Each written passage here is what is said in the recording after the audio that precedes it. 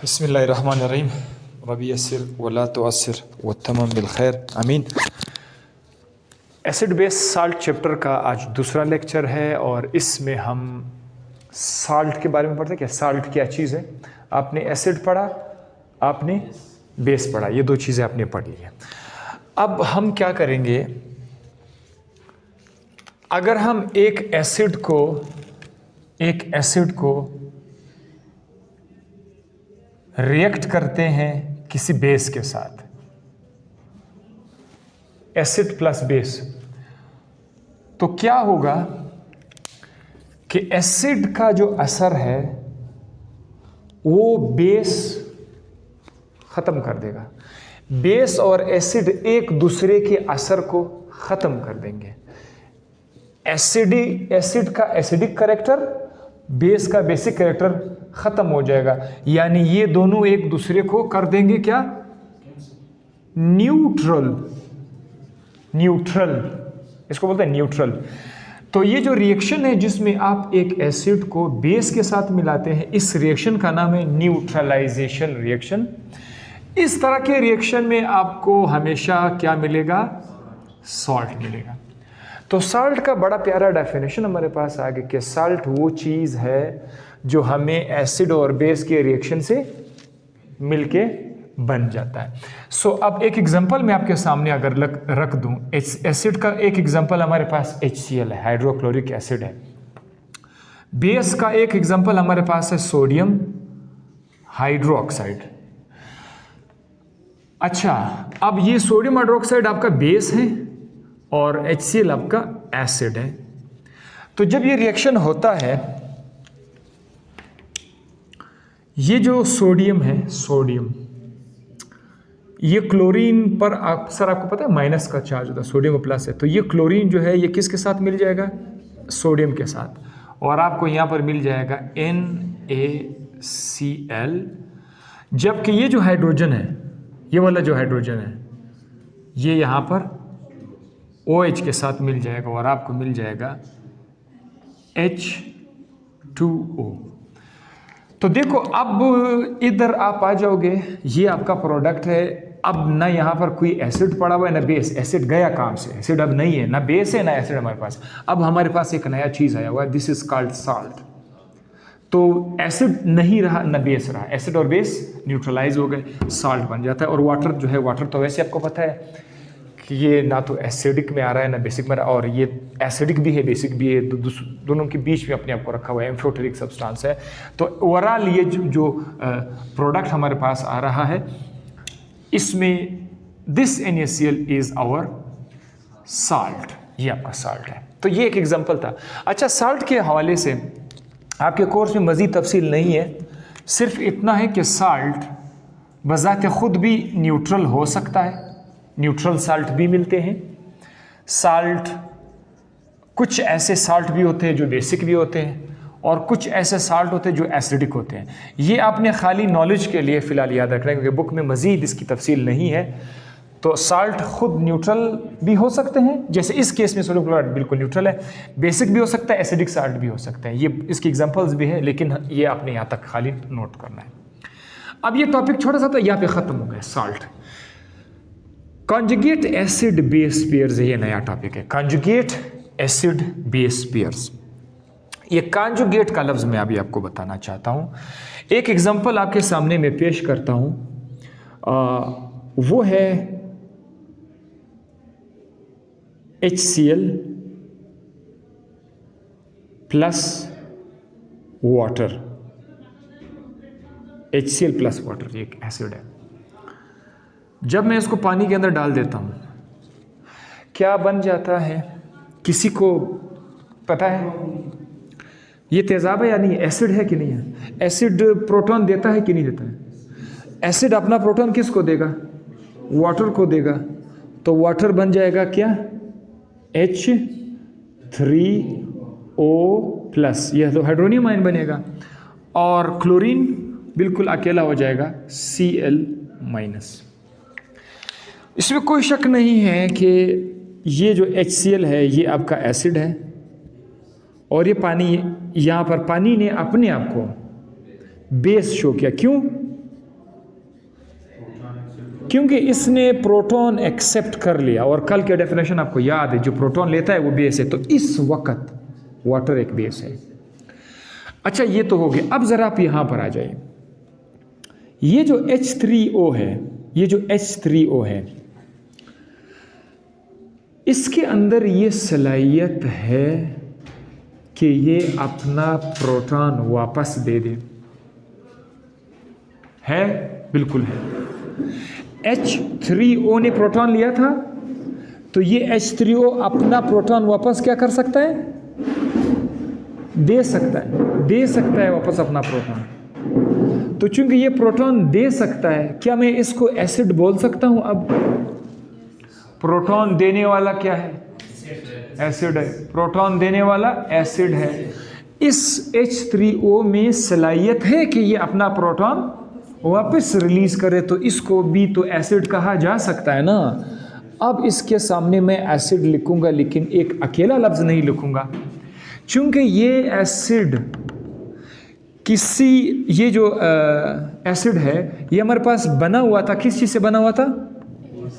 Water से बना हुआ था ना। ये चूंकि वाटर से बना हुआ था, ये एसिड वाटर से बना हुआ था, और वाटर पहले खुद क्या था? बेस था। लिहाजा मैं इसका नाम दूंगा कॉन्जुगेट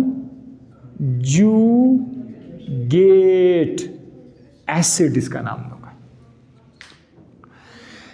एक ऐसा एसिड जो किसी बेस से हमें मिल जाता है, खासकर जब वो बेस एक प्रोटॉन एक्सेप्ट करेगा। प्रोटॉन एक्सेप्ट करने के बाद जो चीज उसे बनेगा, that is called conjugate acid.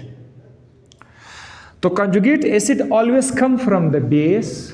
इधर इसके साथ एसिड लिखा हुआ है। Conjugate acid always come from the base. और इस Cl की तरफ अब आप लोग जरा आ जाइए। Cl पर कौन सा चार्ज है?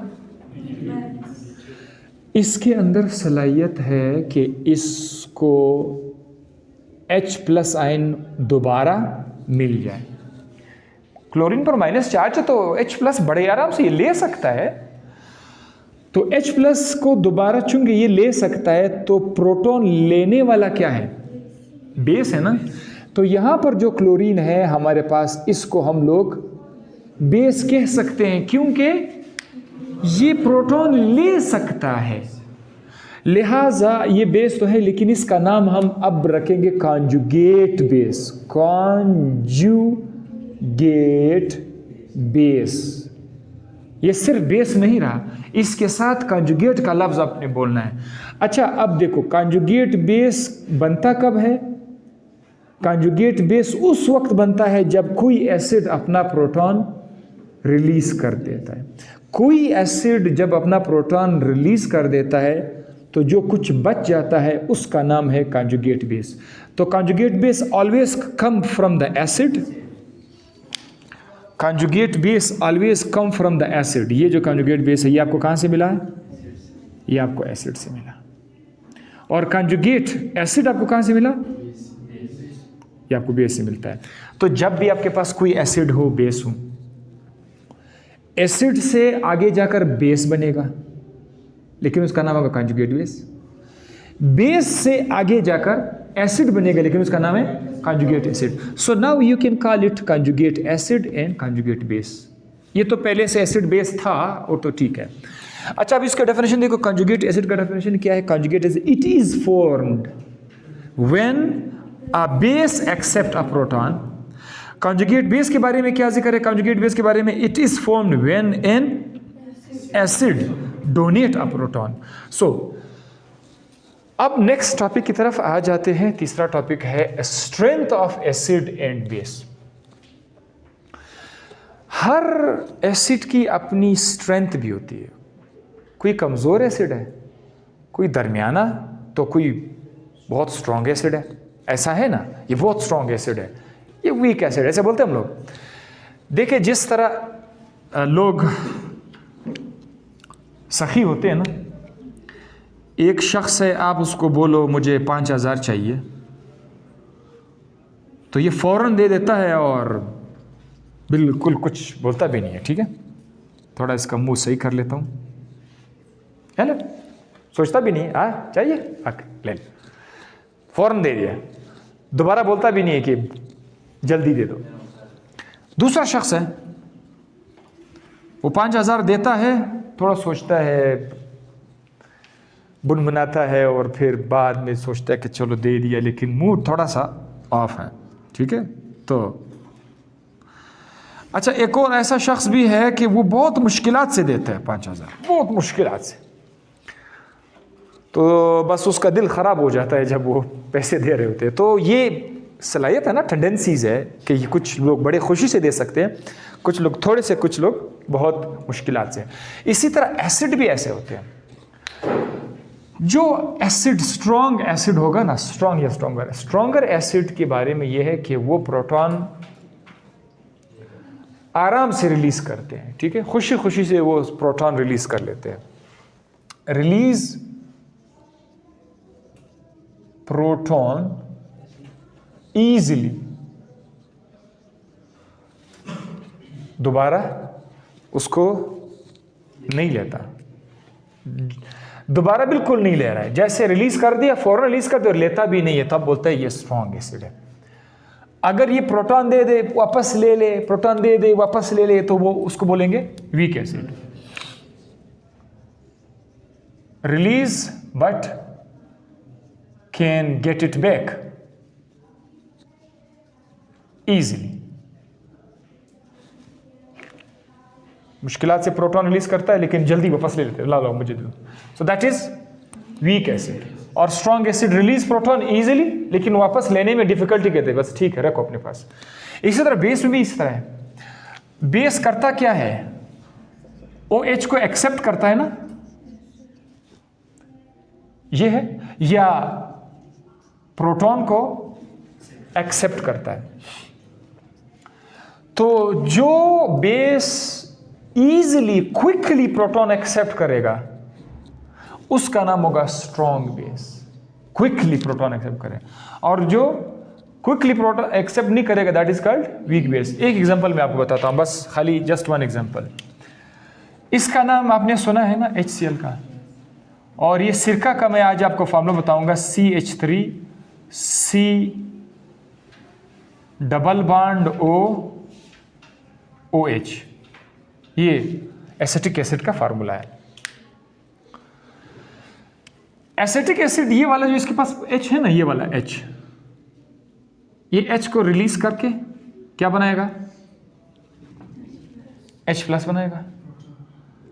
लेकिन जैसे ये रिलीज हो जाता है ये क्विकली वापस ले लेता है, फौरन ले लेता है। तो छोड़ दिया वापस ले लिया, फिर छोड़ दिया ले लिया, छोड़ दिया ले लिया, छोड़ दिया ले लिया, बार ऐसा ही कर रहा होता है। So we call it weak acid. Proton तो उसने क्या किया, रिलीज कर दिया, एसिड तो है लेकिन वापस ले भी लिया, सो that is why it is weak acid.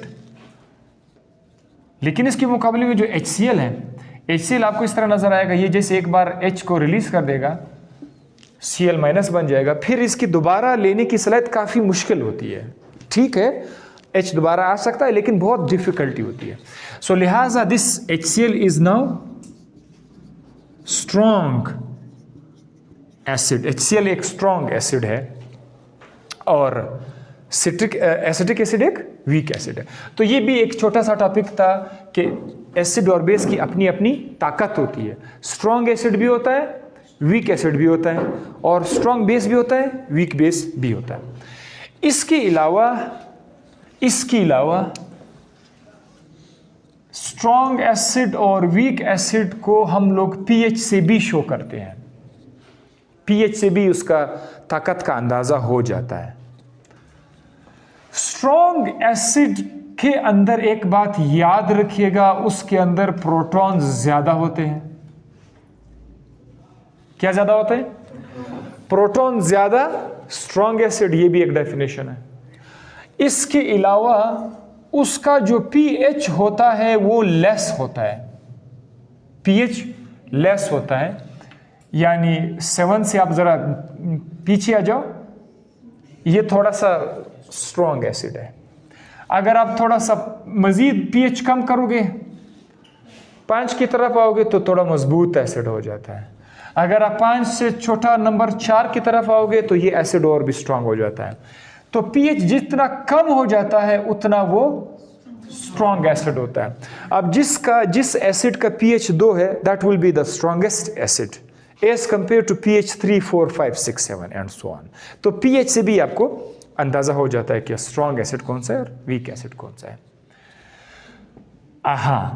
अब नेक्स्ट टॉपिक जो आपका फोर्थ टॉपिक है, चौथा टॉपिक है, वो है ionic product of water. Ionic product of water को हम लोग KW बोलते हैं, KW।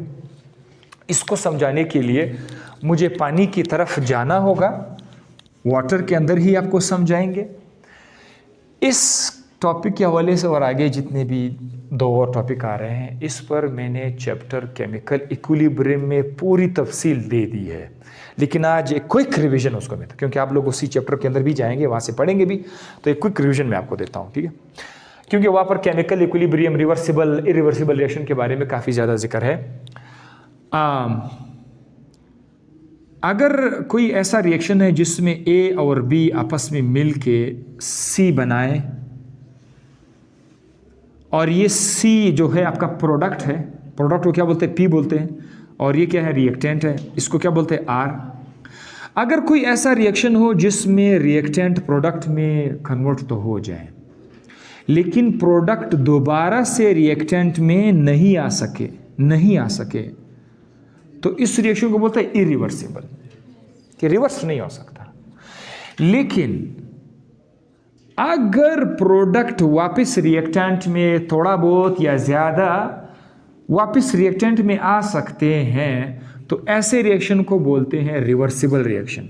कौन सा रिएक्शन, रिवर्सिबल रिएक्शन इसको बोलते हैं। रिवर्सिबल रिएक्शन के लिखने का तरीका बस इतना है कि ये जो तीर का निशान है ना, तीर का निशान, इसको ऐसे डबल कर, इसको जस्ट एक साइड यहाँ पर देकर एक दूसरा लाइन यहाँ से ड्रॉ कर लेते हैं और उसको इस तरह से हम लोग लिखते हैं। तो ये जो डबल लाइनें हैं, डबल तीर के, एक तीर उस तरफ जा रहा है, एक इस तरफ आ रहा है, इसका मतलब क्या है, ये कौन सा रिएक्शन है, ये रिवर्सिबल रिएक्शन है। रिएक्टेंट आगे प्रोडक्ट में भी जा सकते हैं, प्रोडक्ट वापस रिएक्टेंट भी बना सकते हैं, so this is called reversible reaction. ये बात आपको अभी समझ आ गई। अब मैं ये रिवर्सिबल रिएक्शन जो है, ये पानी का डायग्राम लिख के आपको बताना चाहता हूँ। वाटर के बारे में हमने सुना था कि वाटर जो है ये बहुत ज़्यादा वीक आयोनाइज होते हैं, बहुत कम आयोनाइज, लेकिन हो जाता है आयोनाइज, यानी H2O अपने आप को किस चीज़ में कन्वर्ट करेगा, H+ में, और OH- आयन में अपने आप को बना। पानी ने अपने आप को क्या कर दिया, तोड़ दिया, H आयन में और OH आयन में। This is called ionisation of water. अगर करोड़ वाटर मॉलिक्यूल्स हो ना, तो उसमें 2-4 मॉलिक्यूल ऐसे हैं कि वो टूट जा सकते हैं, मतलब सारे नहीं। आयोनाइजेशन वाटर बहुत लेस आयोनाइज हो सकता है, लेकिन आयोनाइज हो सकता है। अच्छा, ये रिएक्शन रिवर्सिबल है, क्या है, रिवर्सिबल है। तो कौन सा तीर लगा दूं, ऐसे, ऐसे। हाइड्रोजन आयंस की अपनी तादाद है, कंसंट्रेशन है। केमिस्ट्री में जब आप लोग आते हो ना, तो इस चीज को जरा नोट कर लीजिए कि कंसंट्रेशन किसी चीज की मिकदार को बोलते हैं।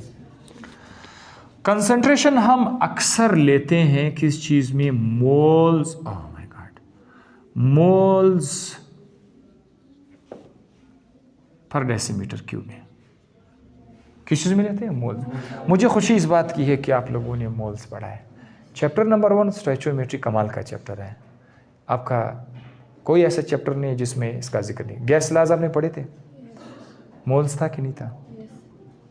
अब ये देखो यहाँ पर भी मोल्स आ रहे हैं, तो वो चैप्टर बहुत इंपॉर्टेंट है। But you people already know, आप डेसीमीटर भी जानते हैं, ये वॉल्यूम है। सो कंसंट्रेशन का यूनिट क्या है, जिस तरह वजन का यूनिट किलोग्राम है, लेंथ का यूनिट मीटर है। तो जब आप किसी चीज़ की तादाद देखते हैं कि हाइड्रोजन की तादाद, हाइड्रोजन का मिकदार कितना है, तो मिकदार के साथ आप ये बोलेंगे इतना मोल पर डेसीमीटर क्यूब, इतना मोल पर डेसीमीटर क्यूब हाइड्रोजन है, इतना मोल पर डेसीमीटर क्यूब OH आयन है। सो ये कंसंट्रेशन के यूनिट है। जब हम किसी चीज़ की कंसंट्रेशन को लिखते हैं तो बस उसके आसपास ये स्क्वायर ब्रैकेट लिख लेते हैं, ये वाला ये ब्रैकेट किस चीज को शो कर रहा है? कंसंट्रेशन को शो। आइंदा जब मैं किसी चीज के आसपास ये ब्रैकेट लिखूं तो उसका मतलब है कंसंट्रेशन। सो रिवर्सिबल रिएक्शन में ये साइड कौन सा साइड है? ये साइड कौन सा साइड है? रिएक्टेंट। अगर मैं प्रोडक्ट को डिवाइड कर दूं, रिएक्टेंट R पर, किस रिएक्शन में? रिवर्सिबल रिएक्शन में प्रोडक्ट को डिवाइड करूं R पर, तो इससे जो हमारे पास एक नया टर्म बनेगा that is called equilibrium constant. That is called equilibrium constant. ये मैं इस पे ज़्यादा टाइम इसलिए नहीं लगा रहा हूँ क्योंकि पूरा चैप्टर इस पर है, इक्विलिब्रियम चैप्टर है, तो यहाँ पर भी जैसे मैं बता रहा हूँ इक्विलिब्रियम कांस्टेंट को हम लोग ऐसे लिखते हैं, के सी लिखते हैं। कांस्टेंट का अपना अपना नाम होता है ना, तो इक्विलिब्रियम कांस्टेंट को हम लोग यहाँ पे के सी बोलते हैं। अच्छा, ज़रा दोबारा देखते हैं। एक रिवर्सिबल रिएक्शन में जब भी आप प्रोडक्ट को डिवाइड करते हैं रिएक्टेंट पर, तो उनको डिवाइड करने से जो आंसर आएगा this is called what? Equilibrium constant. के सी से उसको हम डिनोट करते हैं। अब अच्छा, अब चूंकि बात हम किस चीज़ का करें? वाटर के बारे में है, तो वाटर के बारे में मैं ये इक्विलिब्रियम कांस्टेंट लगा सकता हूं या नहीं लगा सकता हूं? वाटर के केस में क्यों नहीं लगा सकता हूं? वाटर के केस में क्या क्या चीजें हमारे पास है? प्रोडक्ट में क्या क्या है? हाइड्रोजन आयन है, उसके ऊपर मैं ये ब्रैकेट डाल देता हूं कि उस हाइड्रोजन आयन का कंसंट्रेशन और OH आयन कंसंट्रेशन। अच्छा, फिर ये प्लस कनेक्शन गायब कर देंगे, ये बात मैं बता रहा हूं। जब आप डिवाइड करना चाहते प्लस कनेक्शन नहीं होना चाहिए। फिर डिवाइड करेंगे किस चीज पर? वाटर का कंसंट्रेशन पर। तो प्रोडक्ट डिवाइड हो रहा है रिएक्टेंट पर। इस प्रोडक्ट डिवाइडेड बाय रिएक्टेंट के सामने यहां पर मैं क्या लिख दूं?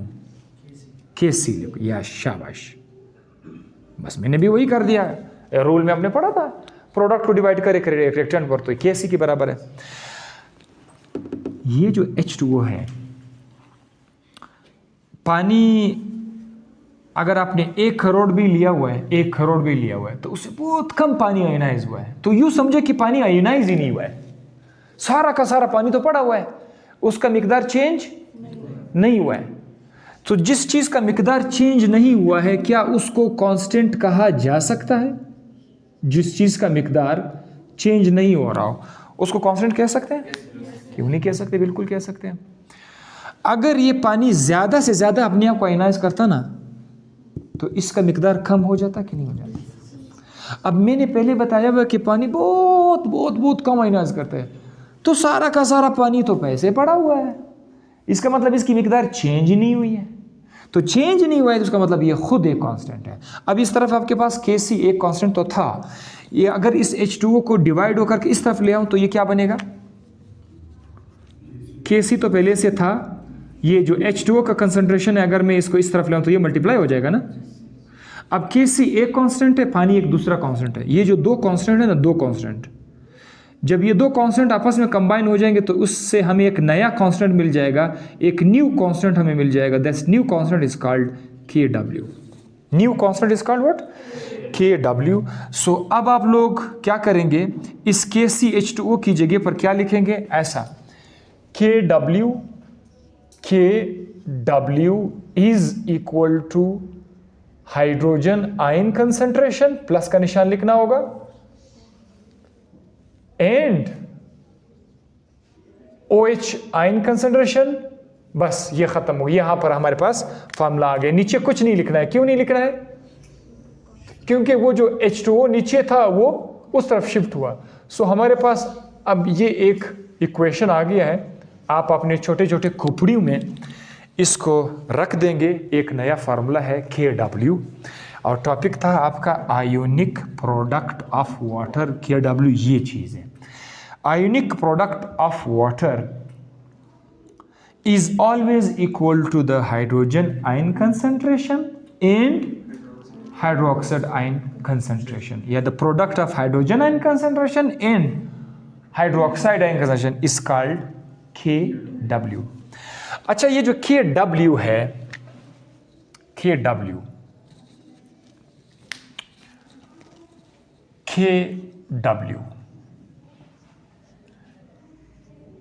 का फॉर्मूला क्या है? H concentration multiply by OH concentration. 25 degree centigrade पर, 25 डिग्री सेंटीग्रेड टेम्परेचर पर इसकी वैल्यूज भी फाइंड की गई। इसकी वैल्यूज भी फाइंड की गई 25 डिग्री सेंटीग्रेड पर। इसकी वैल्यूज हमारे पास आ गई। इसकी वैल्यू क्या थी Kw की? 10 रेज की पावर -14। ये किस चीज की वैल्यू थी? Kw की। किस टेम्परेचर पर? 25 डिग्री सेंटीग्रेड पर बाकायदा इसको कैलकुलेट किया गया। आपने ये वैल्यू भी याद रखनी है कि किस टेम्परेचर पर? 25 डिग्री सेंटीग्रेड पर Kw की वैल्यू 10 रेज की पावर -14 है। जब तक पानी का टेम्परेचर 25 डिग्री सेंटीग्रेड है, Kw ऑलवेज 10 की -14 रहेगा, 10 रेज की पावर -14। ये वैल्यू हमेशा रहेगी। ये टेम्परेचर का मोहताज है। हाँ, अगर आपने टेम्परेचर को ऊपर नीचे कर दिया फिर ये चेंज हो जाएगी, लेकिन हम हमेशा बात रखेंगे 25 डिग्री सेंटीग्रेड पर। ठीक है। So at 25 degree centigrade Kw is equal to 10 raise power -14। अच्छा, अब इस इक्वेशन को जरा देखो। Kw का जो वैल्यू आपके पास आ गई है वो कितने? इस इक्वेशन की जगह मैं आप जरा लिखना चाहता हूँ। Kw का वैल्यू क्या है? 10 रेज की पावर -14 इज इक्वल टू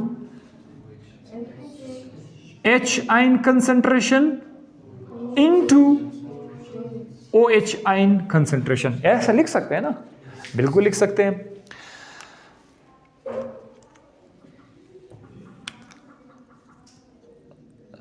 हम अगर एक फर्ज करते हैं कि वाटर बिल्कुल न्यूट्रल है।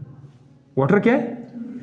If we suppose that water is neutral, तो फिर क्या होगा? हाइड्रोजन आयंस की तादाद बिल्कुल इक्वल हो जाएगा। किस चीज के? OH की इक्वल हो जाएगा। ये कंडीशन मैं अपने से नहीं लगा सकता हूं। H को मैंने OH की इक्वल कर दिया। ये उन्होंने बता दिया कि भाई अगर पानी न्यूट्रल है, न्यूट्रल पानी में H की कंसेंट्रेशन हमेशा OH के बराबर है अगर वो न्यूट्रल है। तो इसी शर्त को सामने रखकर मैं अब क्या कहने जा रहा हूं कि अगर तो 10 रेज पावर -14 H के और OH के बराबर है, दो चीज़ें मल्टीप्लाई होकर के 10 रेज पावर -14 दे रहा है, तो क्या आप H की कंसंट्रेशन और OH की कंसंट्रेशन इस तरह फाइंड कर सकते हैं जिस तरह इसकी वैल्यू 10 रेज पावर -14 है? क्या हम वो फाइंड कर सकते हैं? कोई ऐसा नंबर है जिसको मल्टीप्लाई करोगे तो उसे 10 रेज पावर -14 बनेगा? कोई ऐसे दो नंबर है, कोई ऐसे दो इक्वल नंबर है कि जिसको आप मल्टीप्लाई करो तो 10 रेज पावर -14 बने? यस। तो अगर मैं हाइड्रोजन आयन की तादाद 10 रेज की पावर -7 रख दूं और इसको मल्टीप्लाई कर दूं OH का कितना है? 10 रेज की पावर -7, तब ये जाकर हमारे पास 10 रेज की पावर -14 बनाएगा। सो इसका मतलब ये है कि हमारे पास H की कंसंट्रेशन भी आ गई। हाइड्रोजन आयन की कंसंट्रेशन कितनी है? हाइड्रोजन आयन की concentration it is always 10 raise की पावर -7। बात 25 डिग्री सेंटीग्रेड से हम आगे पीछे नहीं जाएंगे। जब तक 25 डिग्री सेंटीग्रेड है, न्यूट्रल वाटर है, तो H is always equal to 10 raise -7। Condition में बता रहा हूं, अगर न्यूट्रल है और 25 डिग्री सेंटीग्रेड है तो ये वैल्यू आपके पास है, क्योंकि मैं न्यूमेरिकल कराऊंगा तो उधर आपको ये काम आएगी। मैं बोल हाँ बताओ H आयन कंसंट्रेशन कितना है? तो बोलोगे 10 रेज पावर -7। मैं बोलूंगा कि OH आयन का कंसंट्रेशन 25 डिग्री सेंटीग्रेड पर कितना है? 10 रेज पावर वो भी 10 रेज पावर -7, 10 रेज पावर -7 है। तो ये वैल्यू आज हमने याद कर ली है, यानी 10 रेज की power -14 is equal to 10⁻⁷ multiply by 10⁻⁻7। इधर क्या लिख सकता हूं, 10⁻⁻14 की जगह KW लिखूंगा। KW इज इक्वल टू 10⁻⁷ की जगह क्या लिख दूं, हाइड्रोजन आयन की कंसंट्रेशन और OH आयन की concentration. So when ever hydrogen ion की कंसंट्रेशन आपके सामने आएगी तो आपके ज़हन में होगा 10⁻⁻7। जब OH आएगा तो 10⁻⁻1। और याद रखिए ये दोनों मल्टीप्लाई होंगे तो उसे 10⁻⁻14 आएगा। सवाल कभी कभी कैसे बन जाते हैं, वो लोग क्या करते हैं, वो आपको H की कंसंट्रेशन दे देता है, H का कंसंट्रेशन दे देता है और आपसे पूछते हैं कि ज़रा मेहरबानी करके बताओ OH का कंसंट्रेशन कितना होगा, और चेंज करके वो बताते हैं। सपोज अब आप लोग न्यूट्रल से बाहर चले जाओ, सपोज वो कोई न्यूट्रल, वो कहता है कि हाइड्रोजन आयन की कंसंट्रेशन 10⁻⁻4 है। वो आपसे पूछते हैं कि जनाब एक सोल्यूशन है हमारे पास, कोई सोल्यूशन है, कोई भी सोल्यूशन, उसमें हाइड्रोजन आयन की कंसंट्रेशन 10⁻⁻4 है, तो क्या आप OH को फाइंड कर सकते हैं? क्योंकि KW की वैल्यू तो कांस्टेंट है, तो वो तो 10⁻⁻14 है, ये 10⁻⁻4 है, तो OH की तादाद क्या होगा, इधर से इस -4 के साथ कोई ऐसा नंबर मल्टीप्लाई कर दो ताकि वो -14 आ जाए, तो आप यहाँ पर 10⁻4 क्या करेंगे, यस -10 कर दोगे। तो देखो यहाँ से आपको अंदाज़ा हो जाता है कि OH की तादाद जो है वो 10⁻⁻10 है। तो किसी भी वैल्यू को चेंज करके अगर वो आपको OH की तादाद चेंज करके दे दे तो आप उससे H की कंसंट्रेशन फाइंड कर सकते हो और H से आप OH कंसंट्रेशन फाइंड, क्योंकि KW आपको पहले से मालूम है। सो यहाँ तक एक और आपका शिफ्ट मुकम्मल हुआ है और ये फार्मूला आप याद रखेंगे, ठीक है। 10⁻⁻14 is equal to H and OH। अब pH और pOH की तरफ आते हैं। ये क्या वाला है pH, ये क्या चीज है? बहुत सुना है आप लोगों ने pH, इसका pH 2 है, इसका pH 4 है, इसका pH 5 है। एसिड का अंदाज़ा लगाते हैं, एसिड है या बेस है। अगर pH 7 से कम है तो एसिड है, अगर pH 7 से ज़्यादा है तो बेस है, अगर pH 7 है तो न्यूट्रल है। ये pH है क्या चीज़? चलो वो तो आपको पता है कि इससे आप एसिड और बेस का अंदाज़ा लगाते हैं, बट pH इटसेल्फ, इसका पुराना डेफिनेशन था पावर ऑफ हाइड्रोजन, अभी ये बिल्कुल फालतू है। इसका जो डेफिनेशन है वो मैथ का डेफिनेशन है, मैथमेटिक वाला डेफिनेशन है। आप लोगों ने लॉग का नाम सुना है ना, लॉग, लॉगरिथम, लॉग का नाम सबने सुना है। अगर कोई स्टूडेंट लगा लेता है किसी नंबर के साथ नेगेटिव लॉग, कौन सा लॉग? नेगेटिव लॉग, किसी नंबर के साथ लगा लेता है तो उस नेगेटिव लॉग को बोलते हैं पी उसकी जगह आएगा पी। किसी भी चीज के नंबर है, कोई नंबर है, कोई वैल्यू है, कोई भी नंबर है, आप उसके साथ नेगेटिव लॉग लगाओगे तो ऑटोमेटिकली पी आएगा, पी। अब देखो हाइड्रोजन आयन कंसंट्रेशन आपको पता है कि नहीं है? ये क्या चीज है? What is this? What is this? जोर से बोलो, जोर से बोलो। Hydrogen ion concentration. इस कैसे पता चला कि ये कंसंट्रेशन है? ब्रैकेट है। तो हाइड्रोजन आयन के कंसंट्रेशन के साथ अगर आप लोग नेगेटिव लॉग पुट कर दोगे तो H कंसंट्रेशन ऑटोमेटिकली हो जाएगा pH, क्योंकि H के साथ आपने नेगेटिव लॉग लगा लिया तो बना pH। अगर मैं नेगेटिव लॉग लगा दूं X के साथ, किसके साथ? X कोई, तो ये हो जाएगा px। आप किसी भी चीज के साथ नेगेटिव लॉग लगा ले तो उस चीज के साथ p आएगा। अब देखो मैं नेगेटिव लॉग लगाऊंगा किसके साथ? m के साथ, नेगेटिव लॉग ऑफ m, तो ये किस चीज की इक्वल हो जाएगा? pm। अगर मैं बोलूं नेगेटिव लॉग ऑफ z, ये क्या बनेगा? pz। ये तो अब समझ आ गया। अगर मैं नेगेटिव लॉग लगा दूं हाइड्रोजन के कंसंट्रेशन के साथ तो that will becomes what? PH. So pH का डेफिनेशन क्या है? What is the definition of pH? Negative log of hydrogen ion concentration is called as pH. और आपको पता है कि हाइड्रोजन आयन कंसंट्रेशन क्या है? चले कोई मुझे बता दे कि अपनी मर्जी से हाइड्रोजन आयन का कोई कंसंट्रेशन बता दो, अपनी चॉइस से. चलो बताओ जी, हाइड्रोजन आयन की कंसंट्रेशन आप लोग मुझे बताओ. क्या ले लूं हाइड्रोजन आयन? जी जी 10⁻⁻⁷. ठीक है, आपने कहा 10⁻⁻⁷. मैं इस H के साथ लॉग लगा सकता हूं, नेगेटिव लॉग है. तो अगर मैं नेगेटिव लॉग लगा दूं किसके साथ? हाइड्रोजन कंसंट्रेशन के साथ, तो ये किस चीज की इक्वल हो जाएगा? नहीं, ये किस चीज की इक्वल हो जाएगा? पीएच की इक्वल है ना. अब नेगेटिव लॉग तो पहले मैंने लगा लिया, हाइड्रोजन आयन की जगह क्या वैल्यू लिख दूं?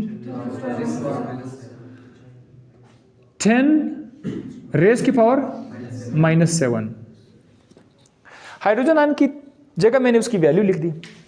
लॉग जब किसी नंबर के साथ आता है, खासकर वो जब उसके ऊपर पावर हो, 10⁻⁻ समथिंग, 10⁻⁹, 10⁻3, जो भी हो, इससे छुटकारा पाने का सबसे बेस्ट तरीका क्या है कि खाली पावर को नीचे गिरा दो, सब कुछ ख़त्म हो जाएगा ऑटोमेटिकली. जब भी नेगेटिव लॉग किसी पावर के साथ मल्टीप्लाई हो रहा हो, तो ये जो नेगेटिव लॉग आपने लगा लिया है, ये माइनस इधर ही रह जाएगा, माइनस इधर ही रह जाएगा. ये -7 नीचे आएगा, माइनस मल्टीप्लाई बाय -7, बाकी 10 किधर गया? गायब. किसके साथ गायब हो गया? लॉग के साथ ये गायब हो जाता है. सो माइनस इंटू -7 क्या बना? जस्ट +7 बना. तो हाइड्रोजन आयन की तादाद जो पहले 10⁻⁻7 था, पीएच ने उसको क्या जबरदस्त सादा नंबर बना दी. ये -7 बड़ा जंजाली है इसको लिखना, 10⁻⁷, 0.0000, कितना अजीब सा लगता है. लेकिन जब आपने उसके साथ लॉग लगा लिया तो जस्ट एक सादा सा नंबर आया. यही वजह है लॉग लगाने का. लॉग इसलिए लगाते हैं कि हाइड्रोजन आयन OH आयन की कंसंट्रेशन 0.00000 में इतने छोटे छोटे नंबर है. इतने छोटे छोटे नंबर को प्यारे नंबर में कन्वर्ट करने के लिए क्या लगा लेते हैं? क्या करते हैं? लॉग लगाना पड़ता है. तो वो देखो 10⁻⁻7 बिकम्स जस्ट 7. और ये माइनस इंटू माइनस जब हो जाए तो प्लस हो जाता है, मल्टीप्लाई हो रहा है भाई.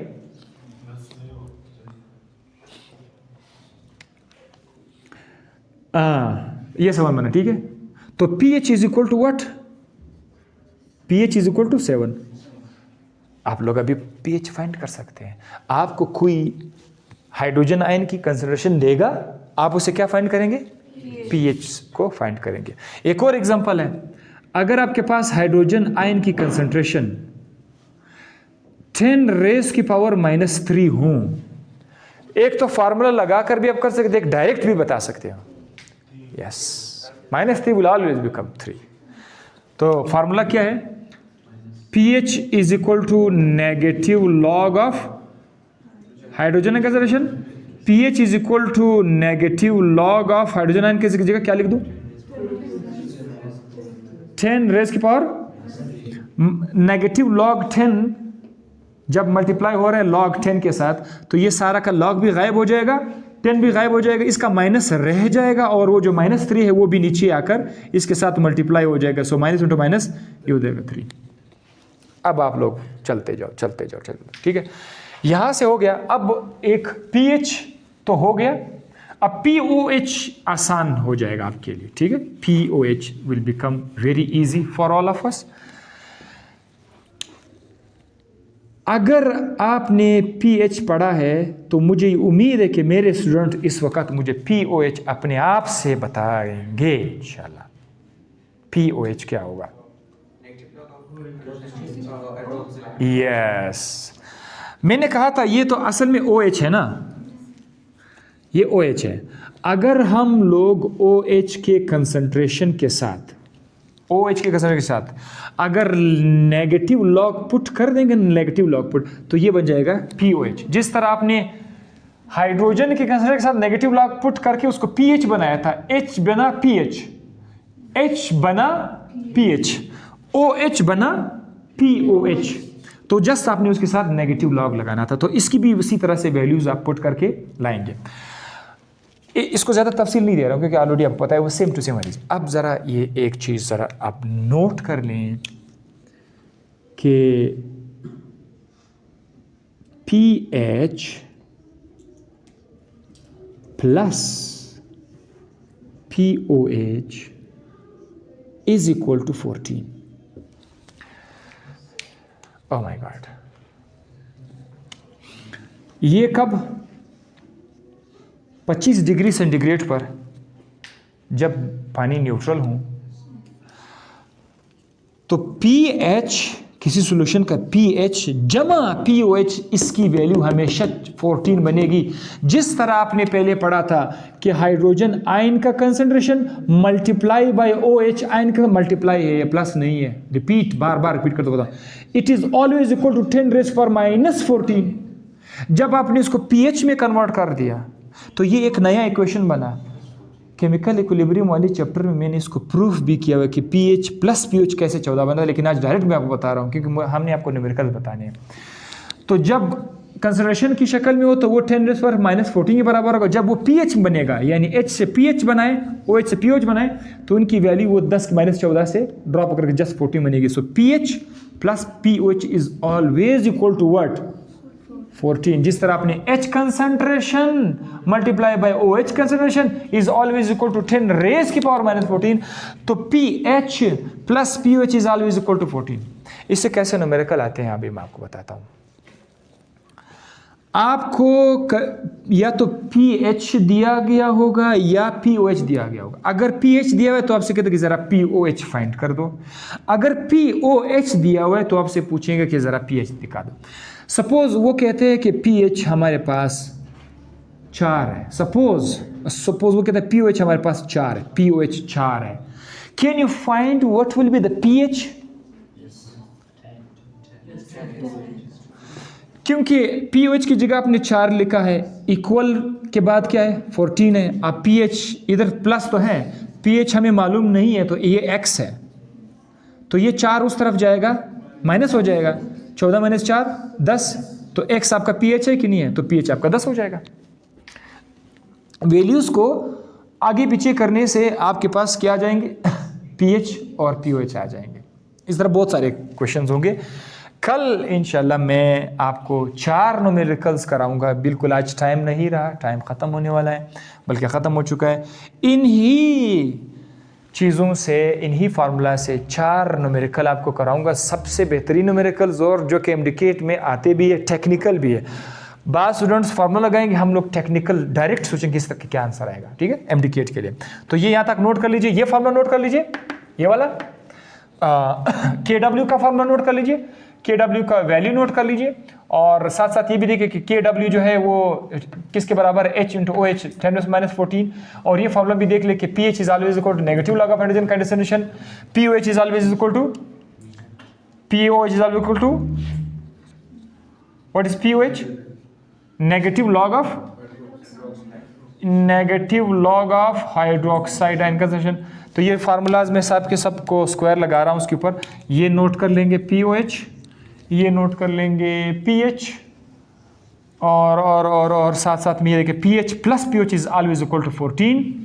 और ये वाला जो ये कहाँ पर है? यस, ये PKW,